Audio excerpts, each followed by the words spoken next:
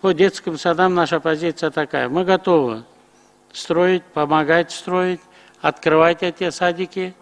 Мы готовы обеспечивать их учебниками. Но от одной философии мы отказываемся, что в детском саду балдарды біз бағышыбыз керек.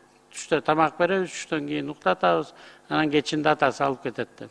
Түшкө чейин бир балдар окуп школго даярданат, түштөн кийин экинчи смена келип даярданат. Ошондой садиктерге биз колубуздан келген учебниктерди, жардамдардын баарын тең беребиз. Жергиликтүү бийликтегилер, ата-энелери дагы ушуга кошулуш керек.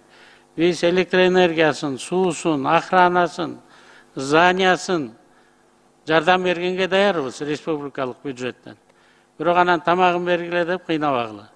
Мына 24% балдар барат экен, биз андан көрө ушу 24%-ты эмдиги жылы 30% кылайлы, 40%, 50%ке чейин жеткизели. Азыр жаңа министр келди, жаңа министр менен жаңы концепцияны биз иштеп чыгып атабыз. Буюрса, балким 4-чү күнү ал даярданып келип айта алат, же кийинчерээк чакырсаңыздар, ошо садик боюнча өзүнчө бир чоң